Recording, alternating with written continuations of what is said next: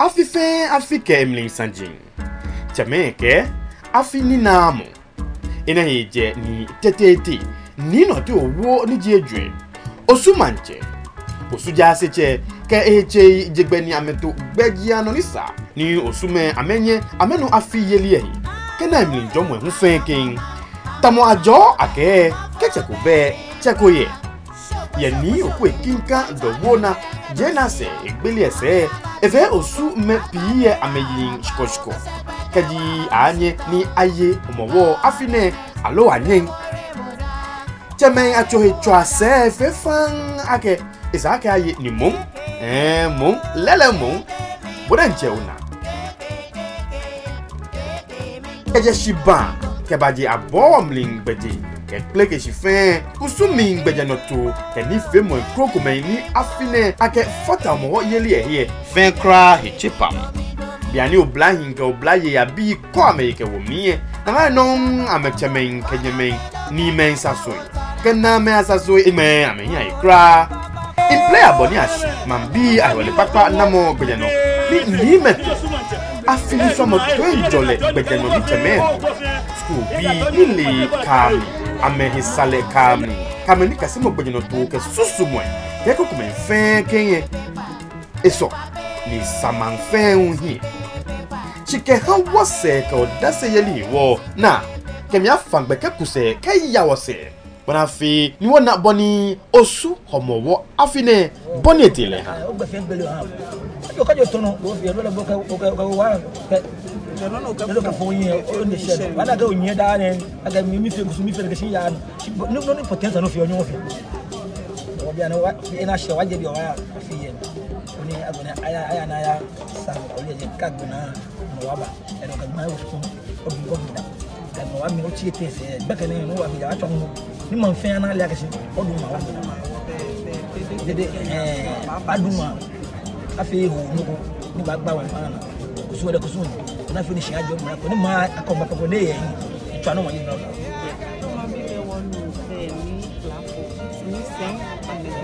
sem kwami plafo ke we pass ko no ko da be no kase no ko kase no mi be ka ma do ke ni bi ko me na afio ehe e be o ba ko be ke no mi ni se ni bi ba ya afie na ba ya je me ke no mi o je me ko ke pa ha na pa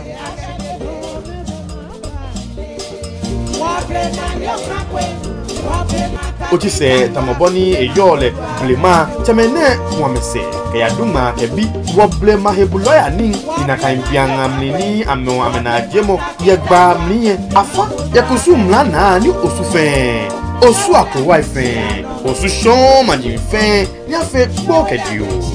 biani Kristo jamu asafun yiye no fefewe muslimi jalo gbo to ma tele pepepe ya boneto le na kunjoba kamo ajo ake komli yemo die blog ikoyo eyo efisi semisa ameti ke ya hetche mi tete gbolo ke ma ji tete ni NORTEY OWUO bo se mi biye jase ke ma bi blue e to ela sulo numo no isikano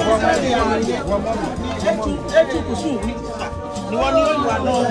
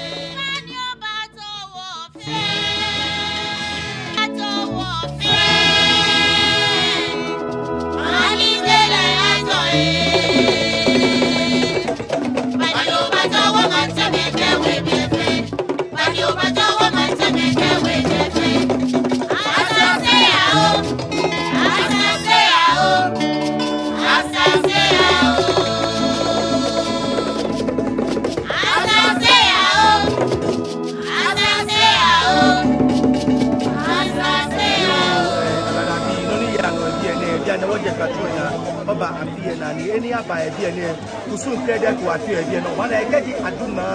akwa ka wodi ke de odi fe eteku ni eni wo hye bia ne kusun ya no bia ne be ameba bia ne ena ba obana ka bia na asejo e bia ne wo ye ka wo ye fa me di mo su ni na me fio ameba ba ma sefe aka meja fo mi ameba I buy sefe, baka ba sefe ne ka bene je do peke. Si me ni ya je mi na ma fio da ke pe na awo ba e ba tu na me ba du. Se ne ko ba jomo. Do be na ba na me ya sefe e ke me nu yo je me ame ba jomo. Do ba jomo ye je me ake ame ba. E ma fata wo ye ma mi ko abe na me ye bi ne. Abe no fe no ba fe ye. E se no le boni o ba fe lo ni akabubu. Bele fo alo akabubu nyom ye bi ne ya ka me ba shia. Agbene ble pamu miyi keno fe no abanye ni afe biane ya ka bene chame toni amena ke ameke mi ye mami to mi na to ai ba wo ni agbe ba che be no wana ke chame lele ko ka me ye we ne abane aba jomo e bi ne aba jomo aba sefe ka aba jomo no diku sun ni ya no e bi ne na kole awoyo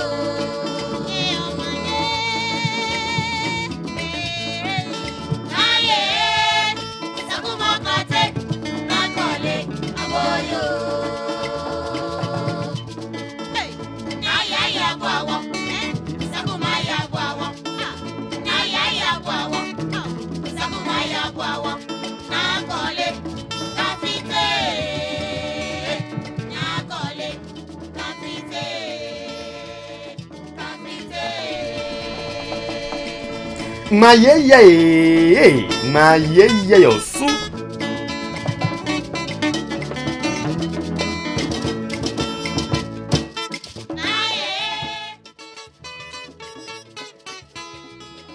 Ake kaji oyeche ni solio ha boe bon ofoti ojomo eko owo ebongoi amli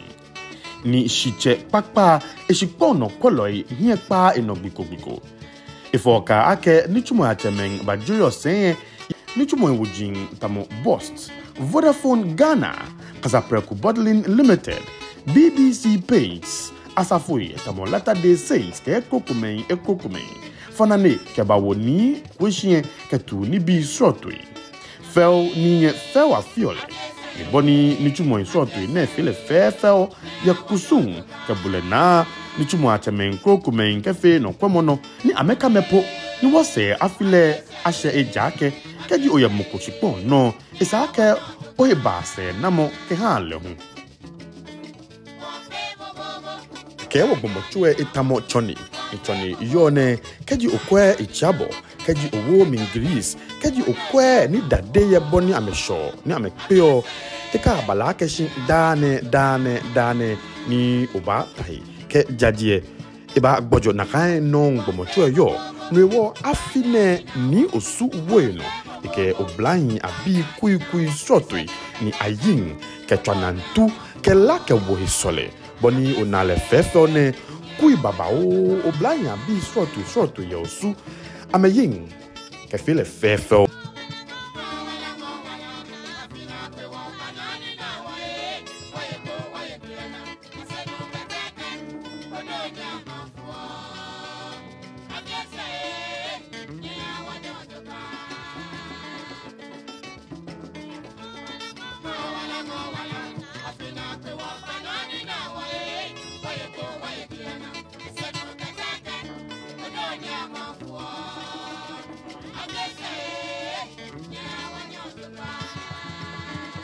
Obemi ni aba gbena afe no sotoko ke ha wo name woni me wa wo me gbojolo ke oblai ya bi tetepo ya Osu ke hiwon akpekwe hilai sotoi bolami no mono ke noni ke nieni ke walashin lami ke ba ene men fe ya damo ni Osu chichi ni eke live view hospital ni yo Roman region nachakpa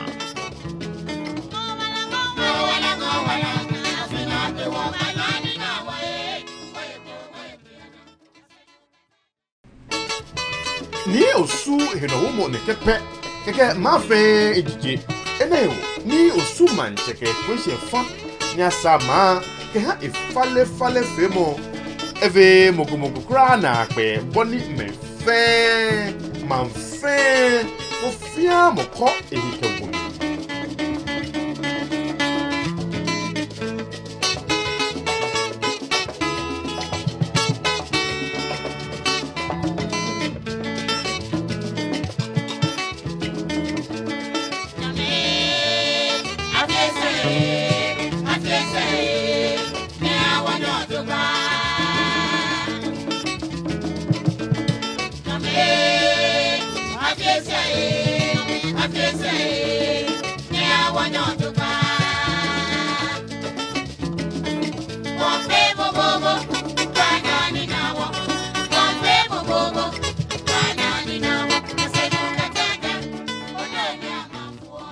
asafoi nichumoi oblayin ko oblaye kui sotoi na keje ko yi ke bagbe insogbe boka ke ho anaye mo fiamo ke he wo mi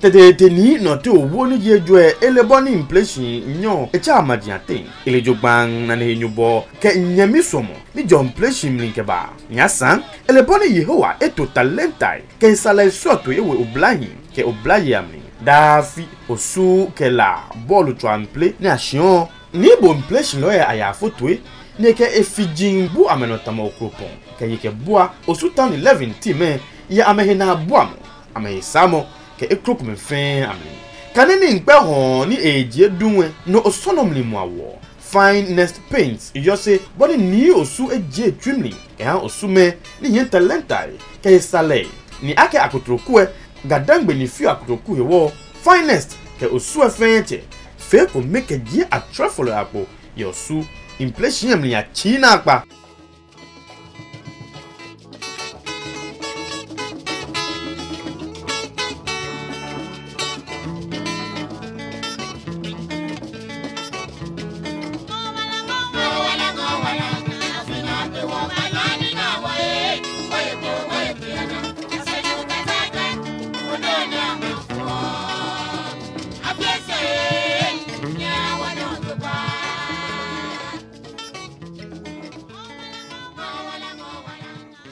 akudruku fon ni famous roto ni silver black promotion ni timo here wono show ye yake ameke ni ya chamone ibaba no dafi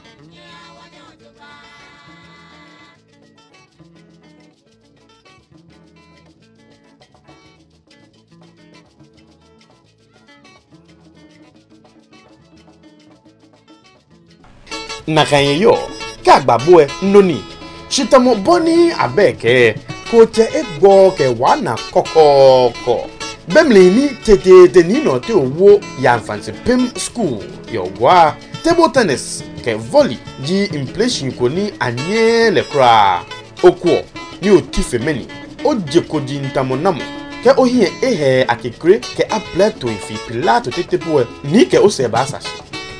ni je ewauna ye Greater Accra Table Tennis Open akan ni ashi ye Osu Stadium me ke Osu Homowo afiyeli ye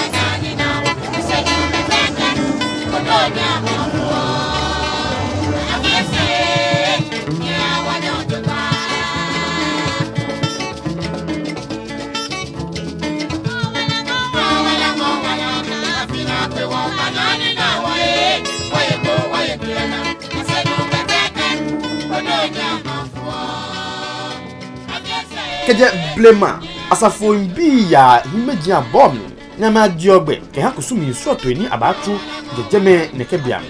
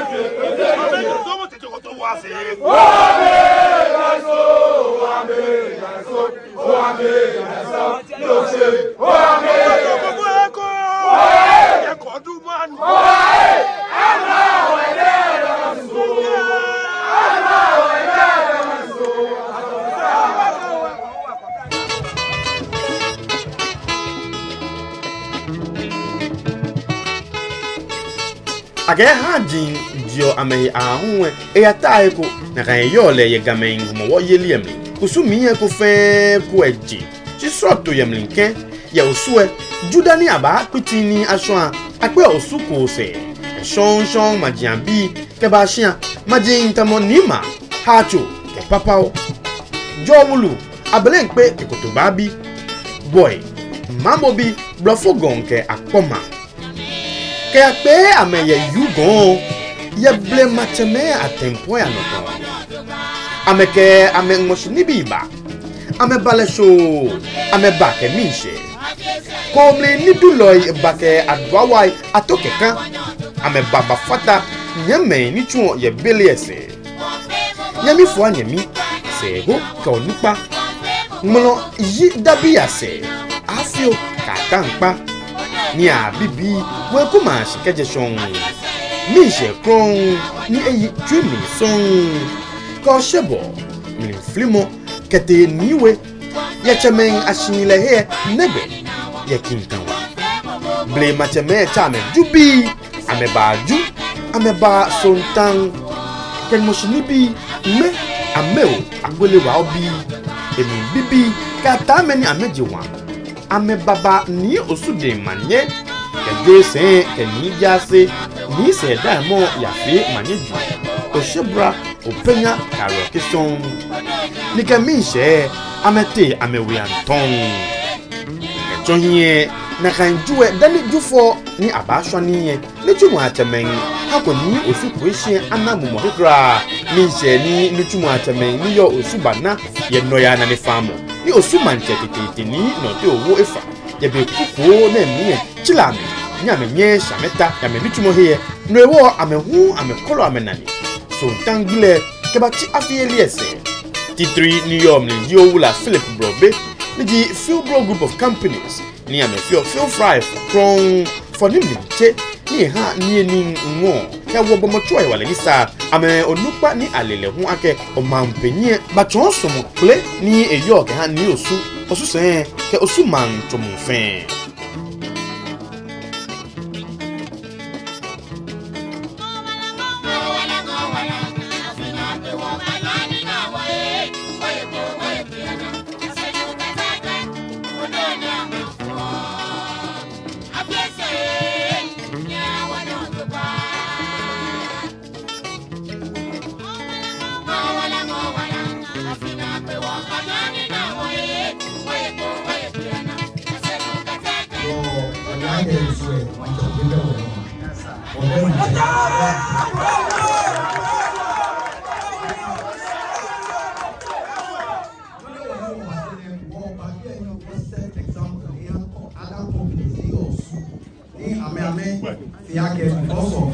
issues me or me ba for chi wo whether ano we here or no ba for field growing okay china ago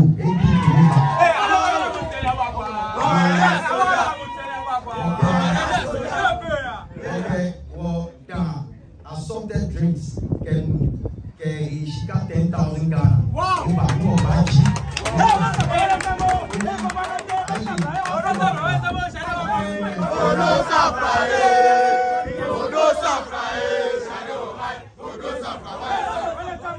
Golden Coast, long cake na long ibayi. Agbẹ̀nẹ̀ wọn ẹ̀jẹ̀ ní wọ̀bà wọlé akẹ́kọ̀ọ́ ayò wọ́n jẹ́ pépè báyìí o. Àwa wò wọ́n kẹ̀ ní mẹ́ẹ̀mẹ́ ní ilé fọ́ọ̀tì ìwọ̀ wọ́n kẹ́ wọ́n kẹ́ mú epo ń fita kẹ́mà wọ́n kẹ́ fita nílé ẹ̀ àtọ́lẹ̀ fi ń fry vegetable oil ìwọ̀ wọ́n kẹ́ ló ń fita nílé ẹ̀ nítorí wọ́n kẹ́ wíṣì ní afi bi ne won bote shian be small well golden key they are not I mean yeah I mean down short destroy she na ga me down abuchi down hen ki get bi the world no I mean can ya me di old 20 minutes 2000 Ghana cedis I get cheap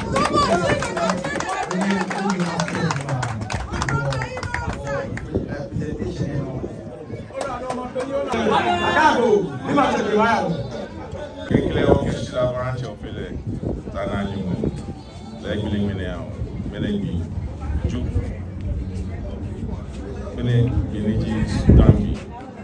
ne kek bijibeni, ne ba, na me keni biba, na me keba hao, ya filet. Wanda CEO, Group of Companies, ke wanyamenu. CEO Golden Coast Ondanyesiwa nomina wa mwene agesi nyemba pie nike nyemba koni meni peni o spono ni mo yafi na sani ameba na meba support oni wayi wa file no yilo tiba ni chon ige mene believe ke chon ame o ira agesi what's up le baba maybe baba Yeah. Non permetto di portare ici. Vieci OWUO. OWUO è il cura.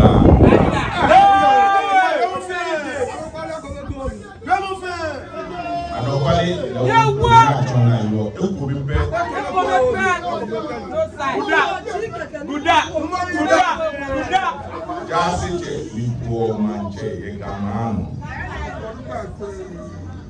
o chanone atuke dan ke unu ke papie ake eshoni mele oku o manje mola ke shi no fiana na afie kusuna e bajanu papa ni mambi fele ye usube shiga mamu fe kadango fe yake na kanti bi na fiole onda mo fiamo shi o la ke shi ye ju bi o macho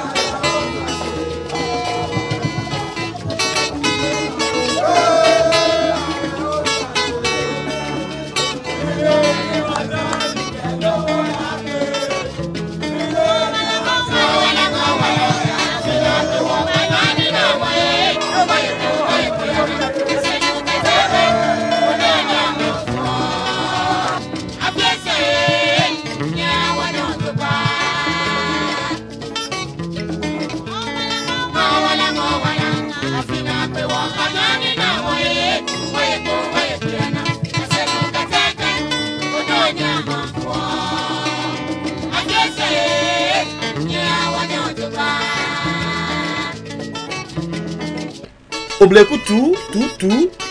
tu pofu do oblekutu tu aka blema kwanu acha ni blema tuwe samu asa blema aflanga chamu acha nyombi anoye dani lebi mrahu osue atomomo je mene chemele boni ayale ni nakai TETEETE ni NORTEY OWUO Osu manje ni saba chenja seche kekloti laslo numo noy sikan tele afine nyonyon ke ha manke hima ni abakuti ashwa ashope ye shia yam blema bian ni ye ni efo ya ni femomni bibi ni efeko ekopeng ta ni ye ni here asafombi chichi acheme ke jase ye adwafoi oblaye ke jo sholo ebogwa ye nyoncheresh meni humfosa ke biam ni blema shomoi jinoni ona ke adesantamo ke lalai digba kakaloi tabiloi aisani ke jio ame ikai ya desamli avine ni shomo ya sepo po ja ke osu mankalu ni akonotei eshidu jena se ni akonotei sumo osu afi babao ake osu mankalu kashi etishin ke afata teme ai ejitene iwo TETEETE ni NORTEY OWUO ni jejwe osu manje yesomo ke bule ni eyo iwo shonpo poepo tiketo hie aya himeji abom jeme ake oshebo tuchwa ke ning asafumbi ya titri ni ashwa teme anoning afine do wona we kunu pa dimoni nye hie epiti ke shwa bi anya asafumbi inwo he sole ke asafo lalai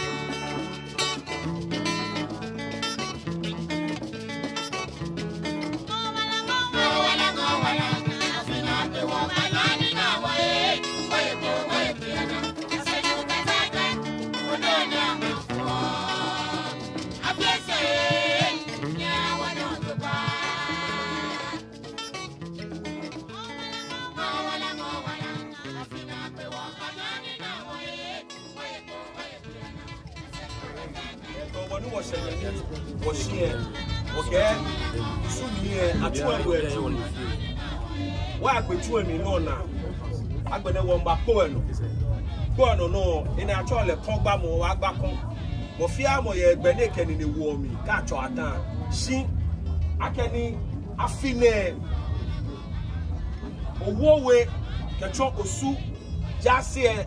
me Sabah chain here, OWUO, eto Osu manche. TETEETE, ni NORTEY OWUO the fourth. Wafine neke wo Osu Homowo. Wabangwe beni le first get actually any time. They can in the AWUO, Danny won't go in the AWUO. When you try my yaba. Yeah, watch it.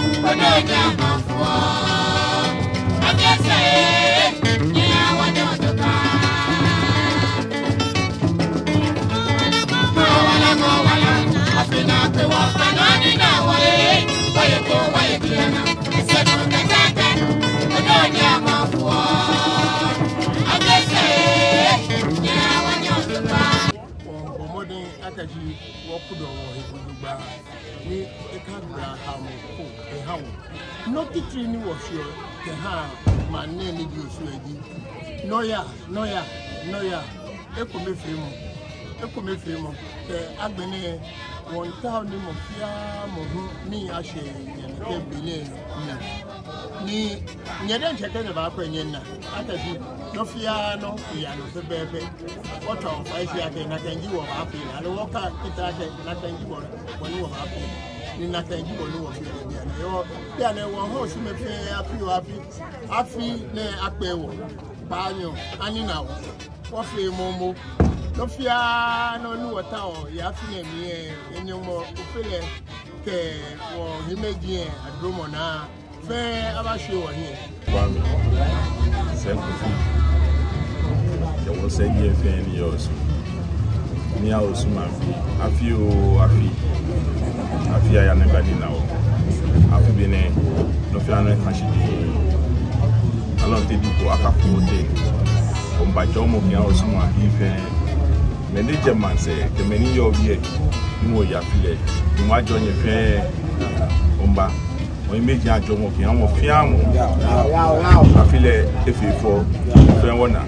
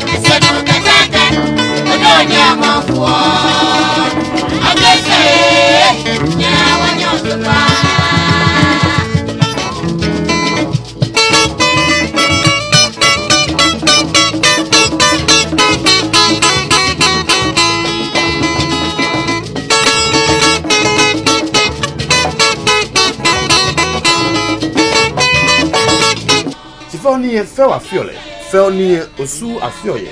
ni osu le felni ni nwe wafe yeli kenumo chitamo buluko kemu ni shwamo jufo na penso ko.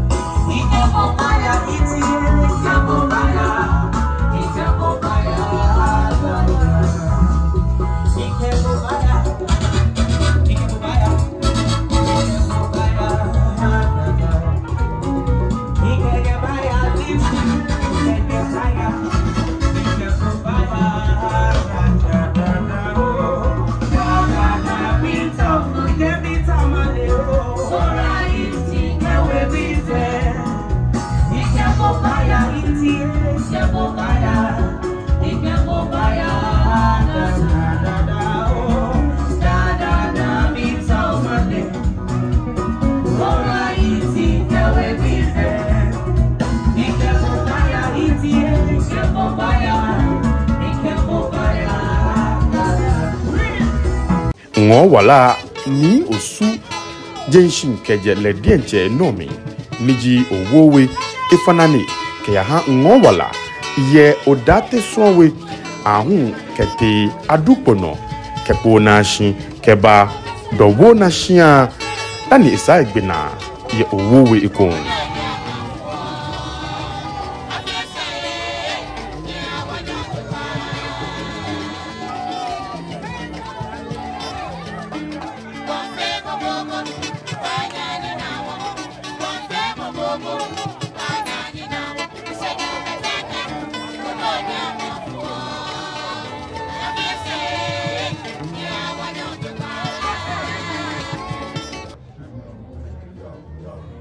na council ni for any said Manchebi said Shaneje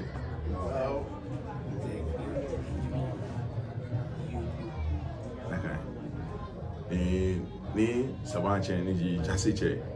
e okunyu tutu ni oke mene eto manche yosu ye OWUO be lelenche no mi je no ba Ejomo no more. Hale, what I say, they touch him. If you are no issue, if I'm Yale, they care if I could do one, the cake be now, they back coming to tie your mind.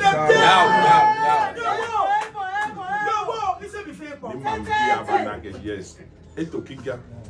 ni eto ni NORTEY OWUO TETEETE. No Shidabo, my job, mommy, no check. But no fan, no show, if I cash it, I'll be fan. I you that's it. Try, my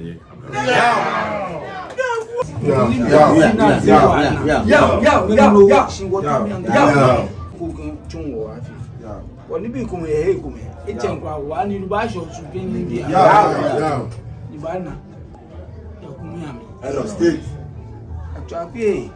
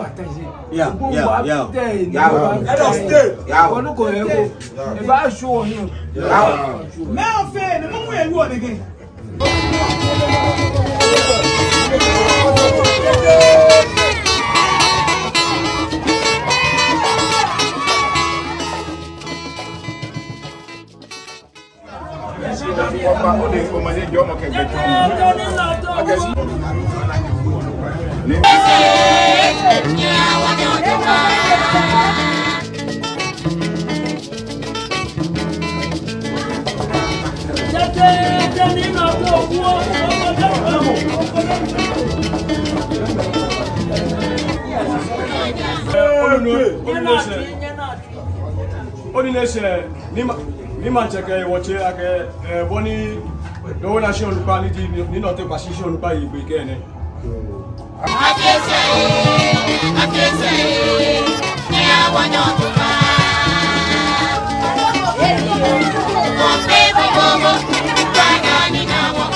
kombe bobo bana ni nawo se du kataka odo ni afu afese ni awon to ba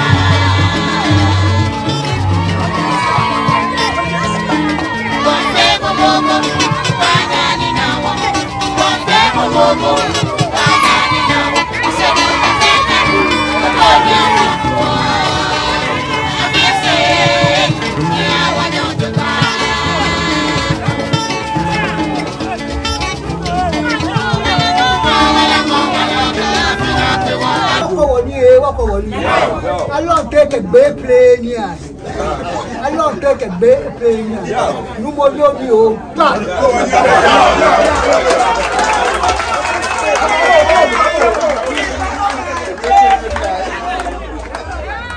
The Manchebasiani. Dafi Manchebasiani. It's all what no yaka was full of low banana or one galaxy. I get a book of check. Well, you get a yak back on.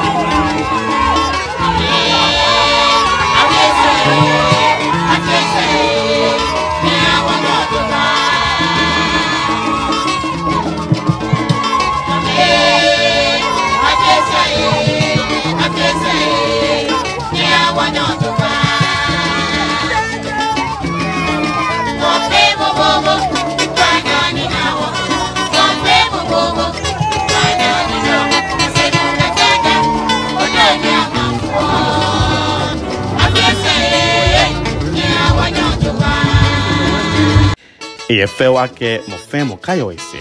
Titri ye keji wo se kai mo ne ya fio kong ni wo kengo wo mang no ya nichimo yamli. Afine school bi anili ka niji Osu Homowo quize efe fell pang. Ye kong ni Osu fumo bi krong Ola Edwin ni Obodai Provincial keba wo shishin he won. Ola ni Obodai Provincial le eji boss nichimo here Chief Executive Officer ni hia ni Osu shikwe bi fe ke Ola Provincial etwi joni yo ke ha Osu sen ke Osu ma fe fio no kwemono na kan no hwe chida kle ekon aya Summertex Timber and Plywood Limited ke ame yeli ke boam ni ame ke damo ni famous Osu ya wose ko onu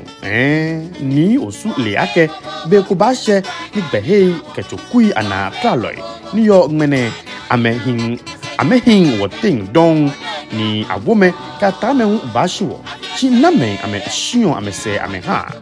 susumone ni je ni Osu ke question to Osu Homowo akanshi ne ni hemo ke ile jake e baba no dafi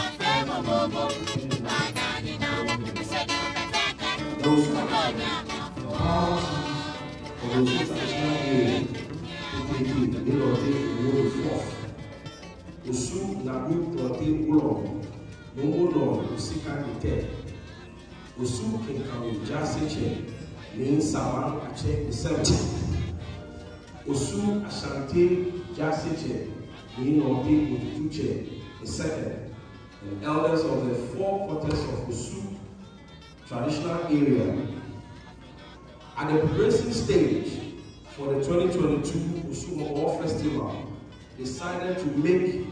the next generation a part of this year's Homowo Festival celebration. The aim of the foundation is to provide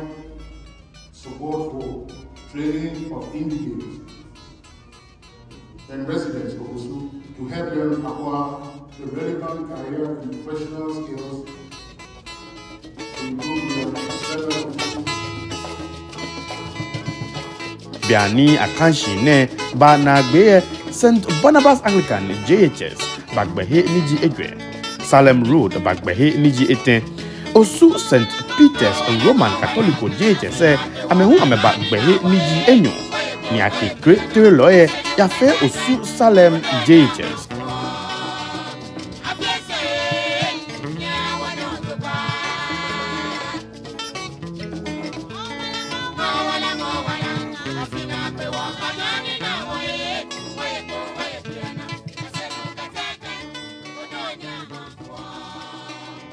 Eafe mempi nakpe ake Osu Saleme ameji kenklen school ni ajenshi ye Osu ne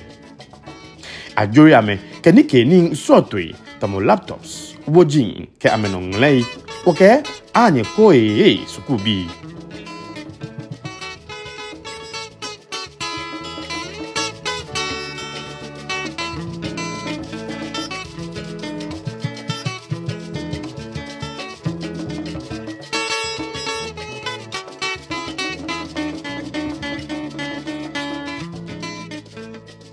wo awome hu je ame wauna ke wo afile hisole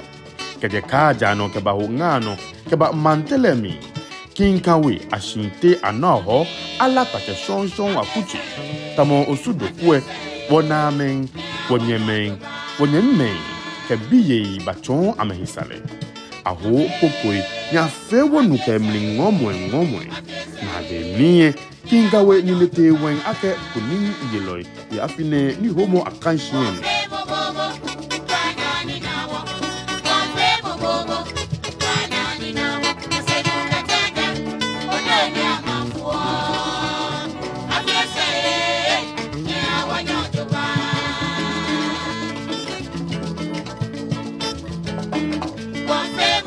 woke shida kle ba jino ake ame badamoni femo faithfulness afi bene ameni tumo etekeni ni nakai nohu amba damose afi kokume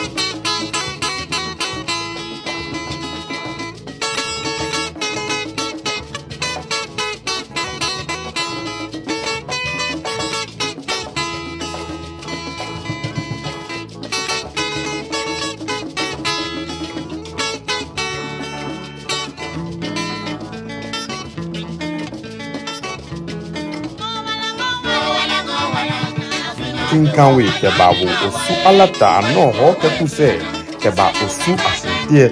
osu yejiye osu ye damoshi osu ye yemieko nleleng ni boni afiole da ene yafi soto Miss Osu afia pe nyonwai enyofe enyo na isohime je ni mi ngba abone eji oyeje nkwen obana esale nile Osu no wolo no shia no tetepo ke ikokume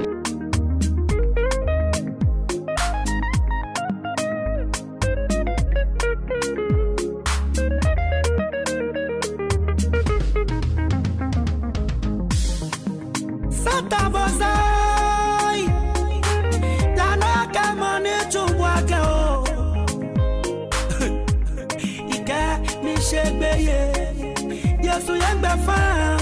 makae masweleda nifetalo yana kamone chubwa keshi adote ikemi shebe Yesu yengbe fa makae masweleda mina jomo shije lomo Yesu yengbe fa makae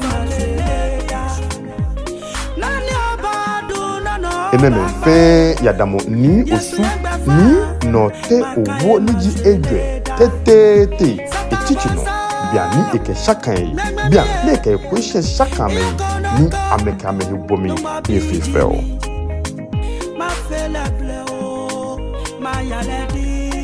Yesu yengbe fa makae masheleda